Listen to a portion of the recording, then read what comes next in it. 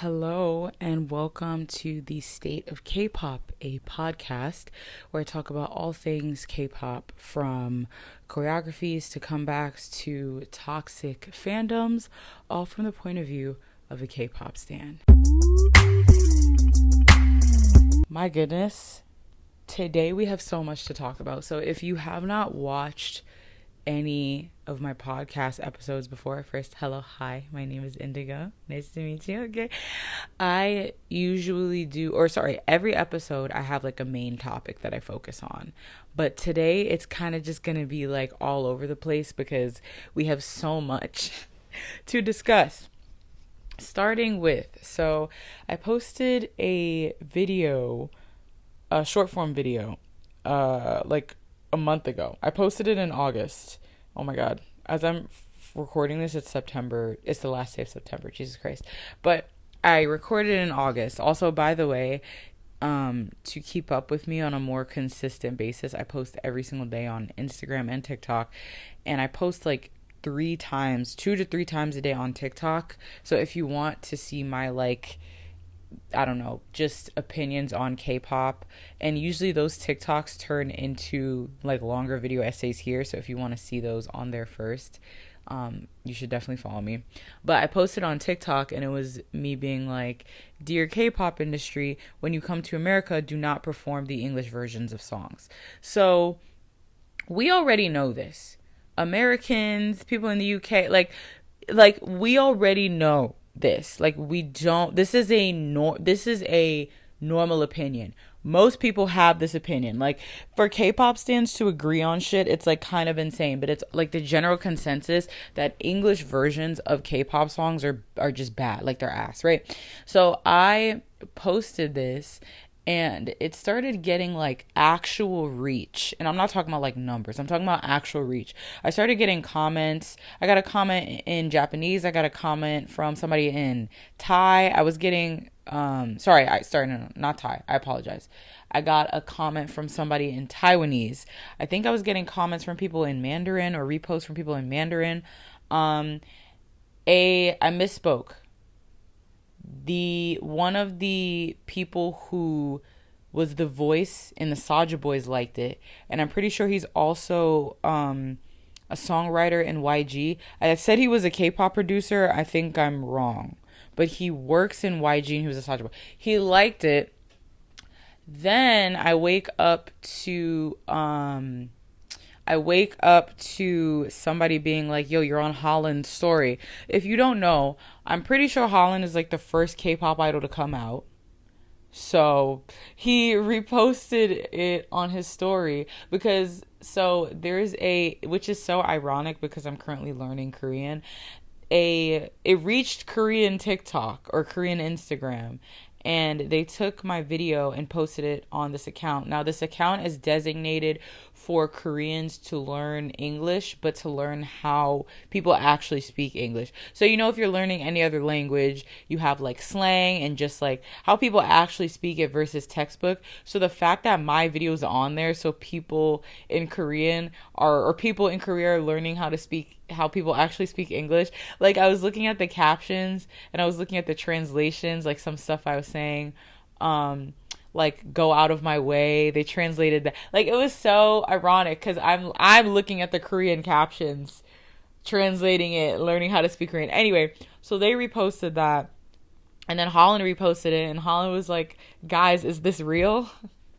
And I've talked to people and they've been like, yeah, like the K-pop industry like doesn't know this. So I was gonna do a follow-up video regardless, but I did a follow-up video, and I was basically like, which once again, y'all know this, but like, if you have been listening to a song for like fucking 10-15 years, the normal fucking regular original version, the Korean version, why would you not want to hear that but hear the English version like live? It doesn't make any sense. And also too, like, that train of thought is so interesting because like Yes, I looked at the statistics. I don't know if it's like fully correct, but it was like 70% of people in America speak English. I don't know if that's the actual statistic, but like in New York, I think it's like 50% English, 50% Spanish, bro. Like to like America is a melting pot, and once again, most people do speak English here because land of the colonizers.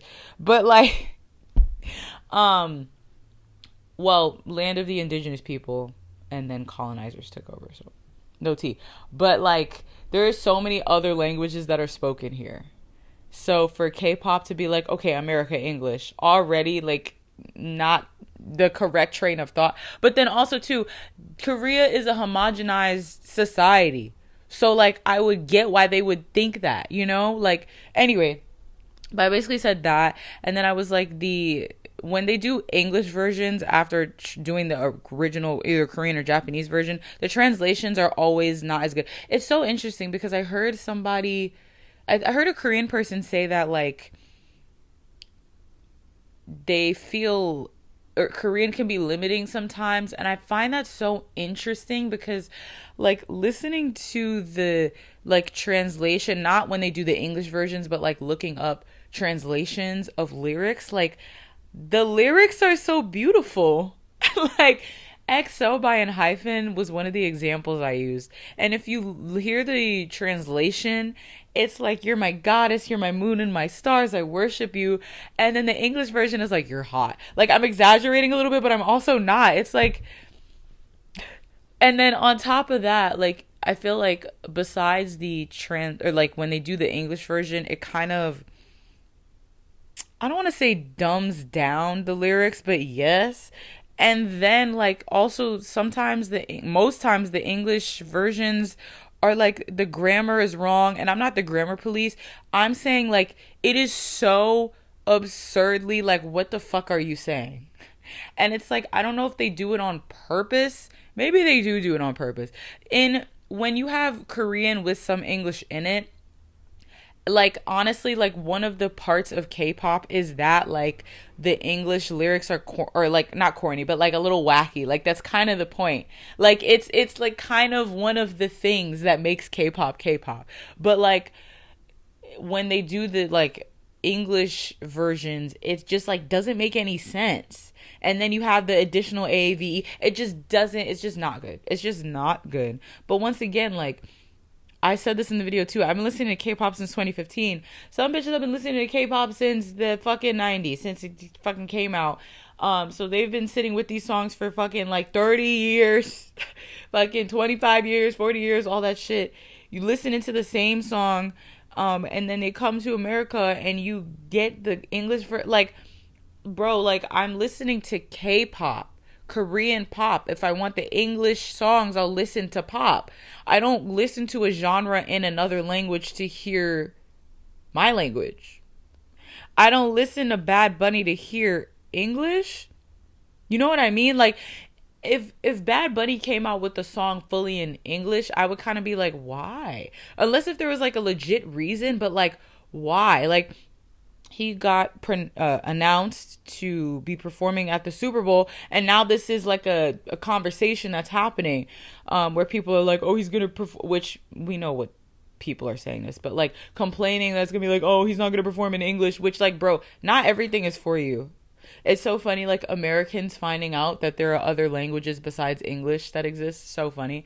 But like not everything's for you. And also like, bro, once again, like I don't listen to Anita to hear songs in English. I don't, you know what I mean? So like, I just, yeah, K-pop industry, stop it. Stop it. It's so funny too, because like, so I'm seeing TXT this Thursday. Which I'll get into in a second. I'm so goddamn excited. I like, it's so interesting. Like, I think because like for ateez and Stray Kids, I've seen them twice. So like maybe I was way more excited the first time. The second time, obviously I'm excited, but like I already saw them. So for these groups that I'm like seeing for the first time and like I listen to them, but I don't stan them. It's just like I know enough about your music to know that I'm really fucking excited. Anyway, but so Moas, please correct me if I'm wrong. I'm seeing TXT for the first time on Thursday, so I don't know. But isn't it not that every single time they've toured in America and they do Cat and Dog, they do the fucking English version? One of the reasons why I made that don't perform the English versions of songs in when you're in America is because my friend D, hello, hi D, D was talking about when she saw them time before last time, they performed the English version of Cat and Dog, and she was like, it's a jump scare. Literally everybody was like, yo, what the fuck is happening? Hello. And like, even too, like, that's the perfect example. Like, if you have heard the English version of Cat and Dog, bro, it's atrocious. I'm so sorry. I also said this in the video. Like, I feel so mean saying that because I am a songwriter and I am a rapper. And if somebody were to be like, oh my God, like what you wrote was atrocious, I would be like, damn, like that's kind of harsh. But also, like, I'm sorry, it's fucking atrocious. Look up the English version of Cat and Dog. It is, bro, it's so. And then also, too, specifically for Cat and Dog, I don't want to know what you're saying. Because that song is insane. That song is fucking insane. Even the English lyrics in the original version. Anyway. But y'all had me convinced that TXT saw that video. That Yeonjun saw that video. Because apparently Yeonjun is online a lot. Also, I'm so sorry if I'm pronouncing his name wrong. I still don't stand them yet, so I think it's Yeonjun. I'm so sorry. Gum. I'll call him Gumchu Gum. So yeah, y'all convinced me that Gumchu Gum saw that video, and I was literally getting comments when I did like the follow up for that, being like, oh my God, they performed it in Korean, of comments being like, yeah, like when I saw them and they performed the Korean version, I thought of you. Like, I was like, did they? I'm gonna say they did. Anyway, so and it's so funny because there has been a thing going around of my friend Siege did it, another creator that I'm mutuals with did it. They were talking about if there is a K-pop influencer, if that exists. And I didn't think of it until they said it. Because, like, if you're a fitness influencer, you're influencing people to work out or just be into fitness. If you're a, I don't know, book talk influencer, you're influencing people to buy books. I am saying I'm a K-pop influencer, but I'm already talking to people that know about K-pop. So and don't get me wrong, I have literally had people shout out, you know who you are, they started listening to K-pop and Stray Kids because of me. Like, I've gotten so many people that have been like, oh, I started listening to BTS because of this TikTok, which is insane. I started listening to EXO because of blah, blah, blah. But if my goal was to influence people to listen to K-pop, my videos would be completely different. My goal is to have actual influence and impact on fans in the industry. My goal, like anything, any community I enter, it is, which this should just be for any human, to leave the planet better than how it was from when you first entered. That is my goal. So if you start listening to K-pop because of me, that'll be one of like the cause and effects, right? But my goal, like for these YouTube commentary videos and stuff like that, is to point out the toxicity in fandoms and trying to get those fandoms to stop being as toxic, and to call out the industry for small things that don't matter as much, like, what being an advocate for what fans want, like don't do the English version, or talking about like mistreatment and objectification over sexualization of idols and teens / minors, and cultural appropriation and racism, and how if the K-pop industry wants to be this global thing, you can't be globally racist, and like you're gonna shoot your own foot, bro. Like, anyway, all that stuff. So like stuff like this is really, really cool, because I was getting comments being like, you are literally like, I just like, and I've had people like, the specific comments I get, I know that I'm leaving an actual impact on people, because I'll get comments being like, oh, like your video is nice, huh? But then I'll get like long paragraphs. Like, another mutual / friend of mine said that she was about to stop being a K-pop fan, but then she saw my videos and continued like that. Oh, bro, like that. I want to have actual impact and influence, and I used to be so obsessed with numbers, but then when I figure out what I really wanted, which was that, I realized that numbers and having an impact and influence and actually like being well known has nothing to do. Those two are two completely different things. So anyway, okay. Back to TXT. So I have a deep dive discography video coming soon. If you don't know, I have a series where I listen to Blank's entire discography. I did it for GOT7. I did it for Kai. I have a lot of people on the list, but I'm doing TXT. I wanted to do a video where I like reacted to compilations and stuff, but I feel like when I get my like Twitch computer set up, then I'll do more reaction stuff. But I'm just gonna focus on the deep dive discography. I'm just gonna focus on the music. So I'm giving myself, I don't know why I was giving myself, well, I was giving myself until Thursday to do it because I'm seeing them on Thursday, but like obviously that video is gonna come out after. But I don't know. I'll stick to my schedule. I'm giving myself until Thursday to do it. So after this, I'm going to be listening to a lot of TXT. But like already, holy fuck. Like I felt this happen with ateez when I first was getting into ateez, where I was like, oh, they're like bumping everybody down. And now they're my number 2 group. Like I was like, oh fuck. Like ateez has something different. I don't know. I don't know. I don't know. Their personalities, they're just really fucking likable. And their music is so great. Like, yeah, so for TXT, like watching which I already knew Crown and Cat Dog, but like I got through the first 2 comebacks and like listening to the music, the lyrics, watching the choreography, like a part of me wishes I had gotten into them when they debuted, but I didn't get, actually, I've been listening to K-pop since 2015. I didn't become a stan until 2020. So, but like I was like watching it and I was talking to D because D is like a moa down, and I was like, fuck. Damn, they're really good. Like their choreography. Anyway, so stay tuned for that video. But I'm so excited. Danger's on the set list, and I'm gonna need a muzzle. I'm gonna need a fucking muzzle. Danger. Oh my god, I have a rap verse coming out for that this week. But holy fuck, Danger is like. Oh my god. I love Danger so much. Literally gonna be in the crowd like like anyway. Yes. So excited. Speaking of groups that I'm getting into, I was gonna say I'm pulling the plug. That's not. I'm finally Monsta X. It's yeah, I'm getting into Monsta X now.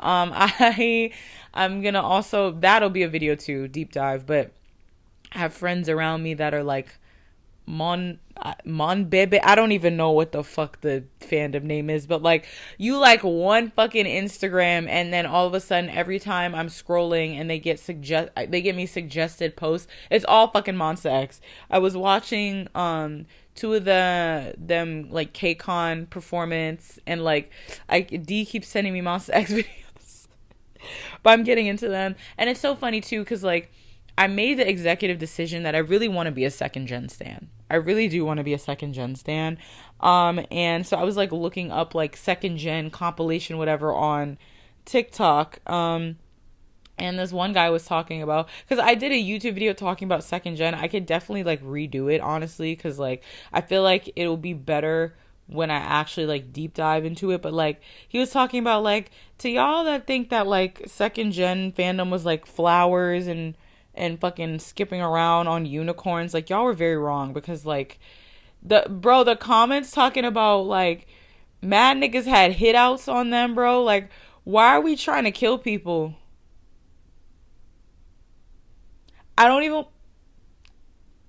I'm not going to say one of the things that 2PM went through. If you know, you know. I'll just say red. If you know, you know. That shit was disgusting and I had to stop reading the comments because oh my fucking god. But anyway, I absolutely will be listening to Pink. Today's going to be a music day. I'm going to be listening to, I think it's Pink Tape. I'm going to be listening to FX because every fucking comment was like, oh my god, FX. So I will be listening to FX in full. I have a little folder for saved like songs that I'm like, okay, I'm going to listen to. But Yeah, bro, I gotta finish listening to 2PM's discography. I was gonna do discography deep dive for 2PM too, but Grown, the first album is so good. I wanna buy I wanna buy it. Anyway, yes, okay. We're shifting to ITZY. So if you don't, honestly, I'm not a company person. I'm not, oh my god, I'm a JYP stan. No, they're all fucking no. However, when it comes to girl groups and I list the girl groups that I really like, they're all under JYP, and I definitely think the way he trains, not he, but the way JYP trains girl groups is definitely different to the way different companies train girl groups. ITZY and Mix and Twice, like, bro, I was trying to figure out a way to word this without bitches dragging me, because, like, bro, I don't interact with girl group stans a lot. I really don't. Like, around me is just boy group stans. More boy group than girl group. Girl group stans, boy group stans are scary and fucked up. All K-pop stans are scary and fucked up. But girl group stans are like, boy groups, how do I say this? Boy group stans and girl group stans move differently. You know what I mean? One is not better than the other and one is not worse than the other. I am scared of girl group stans. So I was trying to figure out how to word this in a way where I wouldn't get doxxed. But like, and this is not girl group's fault. This is the fault of the K-pop industry, because the way the K-pop industry trains these girl groups, and then when these girl groups come to America and perform, they are automatically, they're automatically set up for failure, because these girl groups do not get trained in the way that boy groups do. Even just for choreography. Like, and this is the thing. When I say something, then K-pop stans are like, oh, but this group. The fact that you can only point out one or two or three or four or five groups shows that this is not a normalized thing. So you being like, oh, well, actually this group, or oh, well, actually this, is proving my fucking point. Because the fact that you're saying one group and not actually it's the most girl groups that are trained this way. Like, most girl groups don't get like fucking crazy full out bam, bam, bam choreography. It is select few groups. I think JYP, in the way that JYP trains, and when I say JYP, I'm not talking about the specific person. The way JYP trains the girl groups is like a full on 5, 6, 7, 8, and like we are singing boots the house down. And I don't mean like, oh my god, lip syncing. No, I mean like, ha, bam, bam, ha, like literally. And that's why when Twice is performing at Lollapalooza, or when NMIX is performing, or when ITZY is performing, the reception is like positive. You know, like video game reviews overwhelmingly positive. It's because they're trained for that. It's because they don't have to, okay, we are performing at this place now, so we have to start training for that months in advance. No. And ITZY,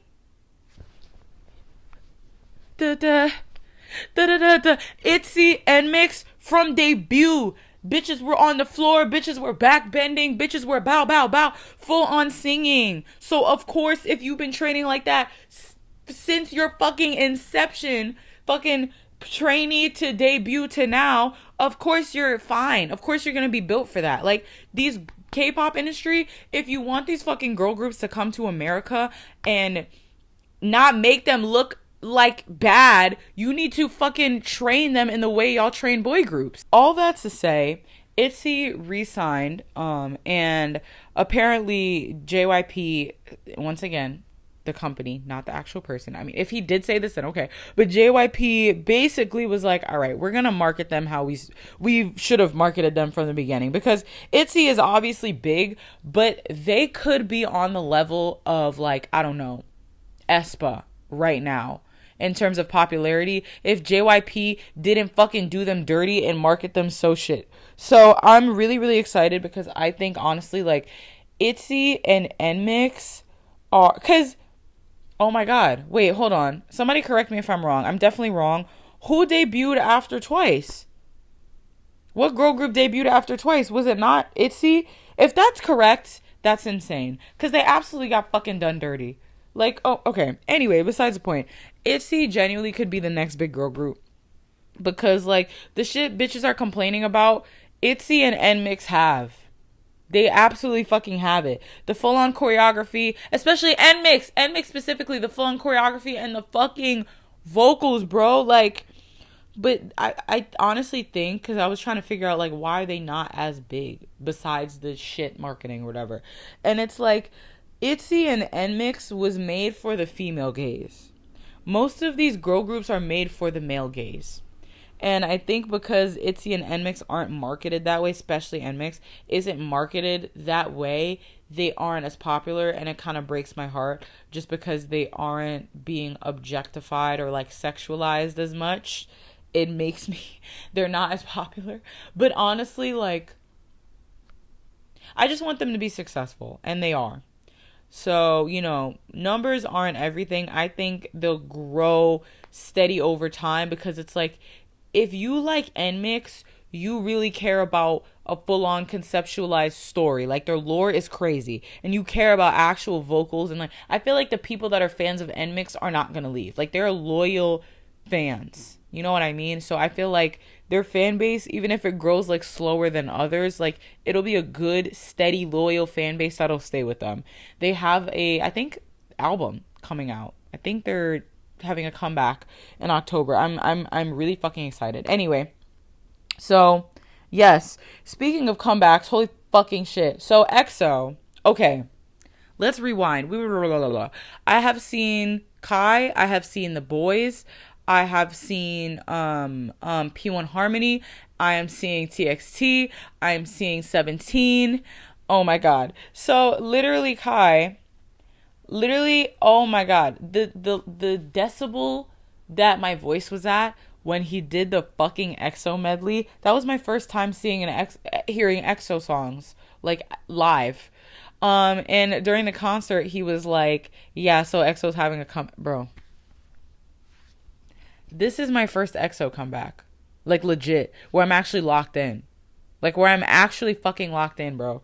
Oh my god. I don't know what's happening. Like, what the fuck? Big Bang, BTS, EXO will all be active in 2026. What is happening? What is happening? Speaking of Big Bang. Top. I'm looking dead in the barrel of the fucking camera. Top, bro. Top. She want my Big Bang, so I give her top. Right. I forgot what freestyle I worked that in. Anyway, I have so many words, but I have no fucking words. It's so funny, like, the way I reacted when I found out Top was coming back. You would have thought I was like a Big Bang stan for years, bro. No, I just went back and like started listening to their discography like last year. Legit. I don't know why. Top brings it's like a visceral reaction that Top gives me. Genuinely a visceral fucking reaction that Top has on me. I don't know what it is. Oh my god. And if Top's album is the only thing I listen to when it comes out for the rest of the year, and when it's Spotify Wrapped, and you clip this, when it is Spotify Wrapped and you see that Top is my number one artist and his album is my oh my god, I need to do a Coachella watch party. I need to find somewhere to do a Coachella watch party, and I need to wear the cowboy hat and the red jacket he wore. I was watching fan cams, I was watching edits, bro. Oh my god, I'm a Top stand down, bro. Please. Like, once again, it's so funny because, like, I wasn't there for Big Bang. Like, I listened, like, don't get me wrong, when I was listening from 2015 to 2020 casually, of course I had like the fucking iconic Big Bang songs, but like, I wasn't a Big Bang stan. You know what I mean? Like, I just got into K-pop in fucking 2020, 2021. So like, just once, it's just so funny the way I react to some shit. I'm like, you would have thought I've been there since beginning. When bitches are like, oh my god, Top from Squid Game, I'm like, are you fucking kidding me? Anyway, but yeah, Top. Oh my god, I'm so excited. Top, if you're watching this, message me. Anyway, let me get on the collab, bitch. Anyway, okay. I'm gonna close it out with something different. It is K-pop adjacent because it's about, okay, I will say this. My last video essay that I did, I was talking about how, like, if you are getting into K-pop or into K-pop or K-dramas, you have to know about Korea. You have to know about Korea because to consume, oh my god, I got this comment. Let me see if I can find it because it was legit like the perfect way to encapsulate. Yes, the root of all culture is connection, not capitalism. And as such, we should strive to deepen culture through real human interactions rather than treating culture as concepts. If you are just consuming K-pop and K-dramas without knowing anything about Korea, like, you're not doing like a cultural exchange. It's literally capitalism. You're consuming everything. You're consuming a culture through capitalism, which is why you'll get these bitches being like, oh my god, I went to Korea and it's not K-dramas, or I'm learning about Korea and it's not K-dramas and K-pop. Are you fucking dumb? I'm so sorry. If you're over the age of 14 and you genuinely think that a genre of music or like a fucking TV show is how a place actually is, you're fucking stupid.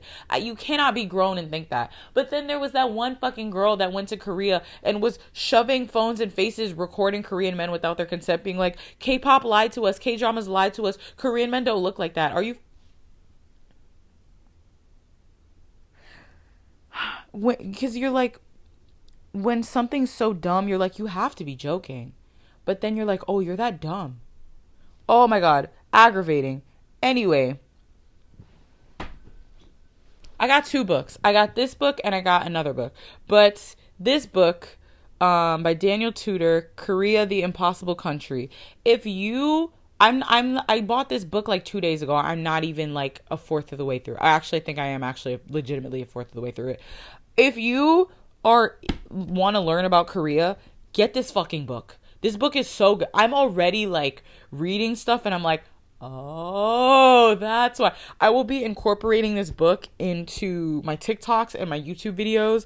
I want to be like, this is a thing in K-pop. This is why it's a thing in K-pop, because it traces back to Korean culture, blah, blah, whatever. Like, I have a friend who is Korean, and they were telling me, like, because K-pop fans will be like, it's not that deep, but then they're talking about K-pop. And she was like, yeah, no, like, literally, like, some of the origins of K-pop started on, like, military bases. We need to be so fucking for real. Anyway, but yes, like, if you are into K-pop and K-dramas, you need to know about Korea. You need to know at least the base level of culture and what type of society Korea is, and just the like viewpoints and stuff, because I saw this and I thought it was a theory, but it's like legitimately true, how K-dramas and K-pop are, I'm pretty sure, allegedly, I'm pretty sure are funded or used to be funded, at some point were funded by the Korean government as propaganda. As fucking propaganda, which is so smart, because the way these Korean men are depicted in K-dramas, which I've only watched legit I think 2 or 3 K-dramas, because the ones that get pushed are not, I just don't like them, because I don't like the way I don't like damsel in distress shit. Literally, the one I watched was Business Proposal, and the other one I watched was Strong Girl Namsoon. I didn't finish that one. Strong Girl Namsoo or Strong Girl Namsoon. There was another one where Love to Hate You, I think, or Hate to Love You. She was literally legit like a oh my god. She taught him how to fight. Like, it literally, like, I also, because, like, you know what I mean? But, like, I don't like damsel in distress shit, and a lot of the K-dramas that are popular are damsel in distress stuff. If you, bro, I just like action, so if you like action, if you want to recommend me Korean action TV shows and movies, like, I think it's called Bloodhounds. I finished that entire thing. I fucking love that, and they're filming season 2. Like, oh my god. Also, okay. Anyway, besides the point. But the way that Korean men are depicted in these fucking K-dramas, if you just watch K-dramas and then you go to Korea, you're gonna have a very fucking rude awakening. Because if we use common sense and critical thinking, why are K-dramas, the Korean men are depicted as like fucking angels, but then what's the birth rate for South Korea? Lowest in the world? Or second lowest in the world? Bro, Anyway, I'm not saying all Korean men. I just need y'all to understand that Korea is not just a culture under capitalism. And there are humans attached to that culture, which is literally why when I'm pretty sure it was the Jeju plane crash, that super, super, super, super insanely deadly, I think it was like one of the most deadliest plane crashes in South Korean history or Korean history. Like, the way that Korea was in mourning because their people died, and bitches were like, oh my God, so we're not getting Mnet for 2 weeks, no Skiz code for 2 weeks, no blah, blah, blah for 2 weeks. People are dead. People are murdered. People were killed, bro. The fucking... I made a post, was not talking about Stray Kids or Hyunjin. Why was somebody like, oh my God, did you hear the David situation? How is Hyunjin gonna be affected by this? Someone got murdered. This is how I know y'all don't see Korean people. Y'all don't respect Korean people, and you don't respect Korean people because you don't see them as humans. You see them as objects that add to your experience. So you see these K-pop idols as objects that exist for your entertainment, objects of your desire, and you just see Korea as K-pop and K-dramas, things that can be consumed under capitalism. So when it is time to extend empathy and respect for these Korean people, you don't do that because you don't see them as humans. And it's really fucking annoying. Anyway, but yes, so bada bing, bada bam, bada boom. This is something that was asked a while ago to me, and they were like, oh, like these K-pop groups, they don't break up, like they stay together. Like, I was explaining how like K-pop groups, like the members will have like solo stuff, and then this person was like, oh, so like that means they like break up. And I was like, that's not a thing. That's not a thing. We don't break up. We disband by force. We don't break up. We don't go solo. That's not a fucking thing that they do. And reading this book and just like, I literally have like shit annotated, but like, I definitely think that one of the reasons why is because of, you know, where is it? Just talking about like, here we go. Among the reasons why the concept of choom in Korea is the existence of sangha and I can't pronounce that, but it's under Buddhism, which encouraged selflessness and group mindedness. I have stuff underlined here like working together, just very much group, like everything is for the group, everything is working together, everything is everything is done with the group in mind. Like, you're not putting what you want first. You're putting what the group wants first. So like, just based on that being such a big thing in Korea, of course people aren't going to fucking break up to go solo. Are you kidding me? That is such an individualistic American UK thing. Yeah, so like, I will be doing more stuff like that where I'll be like taking stuff from this book and being like, this is why this happens in K-pop, or this is why blah, blah, blah, XYZ. So yeah. This video was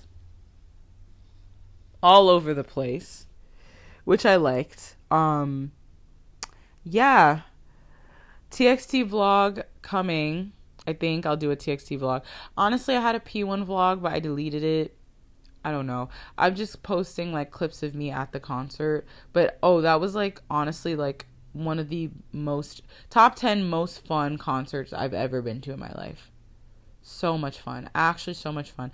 So I'm a piece again, right? I forgot, because I haven't listened to them, like the entirety of Sad Song. Like, Killing It, after Killing It, between Killing It and just, I did not interact with them, did not watch their content, didn't listen to them. I forgot how many fucking songs I knew, and I forgot they were literally like top 5 group. So, yeah, I will say though, like, just in general with K-pop, I definitely consume and am a fan of groups differently now. Like, I am a piece again, but like, it's just gonna be as surface level as listening to music and consuming content. Like, I'm not gonna think anything more of them or anything more of any of these K-pop idols, honestly, because I'm just taking what they give me face value, because that's all we can do. So yeah, but that was like one of the most fun concerts I've been to, and once again, I'm so excited for TXT. So maybe I will do a vlog. We'll see, but yeah, this has been the state of K-pop. Thank you so much for watching. Oh my god, I kept my hair out the entire time. I'm so bad at keeping my hair out. Like, I always like have to like put it up. But anyway, thank you guys so much for watching, and I'll see you guys in the next video. Bye.